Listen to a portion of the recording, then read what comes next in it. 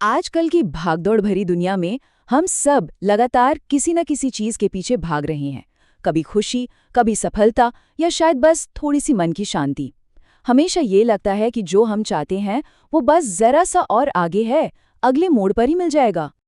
लेकिन कभी ऐसा महसूस हुआ है कि ये दौड़, ये तो कभी खत्म ही नहीं होती। जैसे ही एक मंजिल मिलती है, मन फौरन किसी दूसरी चीज के पीछे भागने लगता है। ये तो एक न खत्म होने वाला सिलसिला सा लगता है ना। पर सोचने वाली बात ये है कि ये जो बेचैनी है ना, ये कोई नई चीज नहीं है। सदियों से संत और ज्ञानी लोग मन की इस दौड़ को समझते आए हैं और उन्होंने हमें इसका एक बहुत ही सीधा लेकिन गहरा समाधान भी बताया है। आज हम एक ऐसे ही दोहे को समझने की कोशिश करेंगे। ये दो पंक्तियों का एक छोटा सा छंद है जो हमें इस दौड़ की असलियत और इसके आखिरी पड़ाव के बारे में सब कुछ बता देता है। तो जरा ध्यान से सुनिए।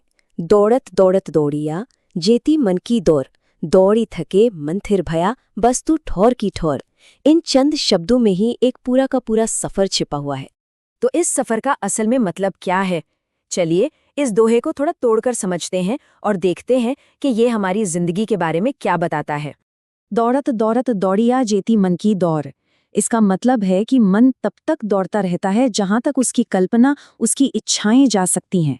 ये मन का स्वभाव ही है, हमेशा कुछ न कुछ चाहते रहना, कहीं न कहीं पहुंचने की कोशिश करना। और इस दौड़ के पीछे सबसे बड़ी वजह क्या है? हमारा ये मानना कि शांति या खुशी जैसी चीजें हमसे बाहर, कहीं दूर रखी हुई हैं।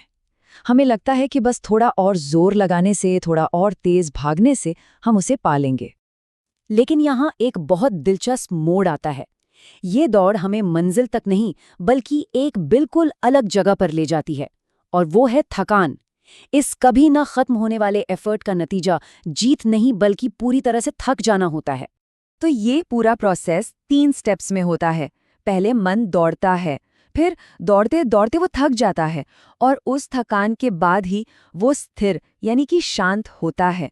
तो यहाँ पे थकान कोई नाकामी नहीं, बल्कि शांति की तरफ एक बहुत जरूरी कदम है। तो चलिए अब देखते हैं कि जब मन स्थिर हो जाता है तब क्या होता है। ये इस सफर का सबसे अहम पड़ाव है, जहाँ असली सच सामने आता है। जब ये सारी भागदौड़, सारी कोशिशें खत्म हो जाती हैं और मन पूरी तरह से शांत हो जाता है, तब एक बहुत गहरी बात समझ में आती है। उस खामोशी में जैसे कोई पर्दा सा हट जाता है, और वो सच्चाई छिपी है दोहे के इन आखिरी शब्दों में, बस तू ठौर की ठौर। ये बस चंद शब्द हैं, लेकिन पूरी यात्रा का सार इन्हीं में छिपा है। इसका सीधा सा मतलब है, जिस चीज की तलाश थी वो तो हमेशा से अपनी सही जगह पर ही थी। उसे कहीं खोजने जाने की जरूरत ही नहीं थी। मतलब ये कि जिस शांति या जिस खुशी के लिए मन पूरी दुनिया में भटक रहा था, वो कहीं और नहीं बल्कि हमारे ही अंदर मौजूद थी, बिल्कुल पास।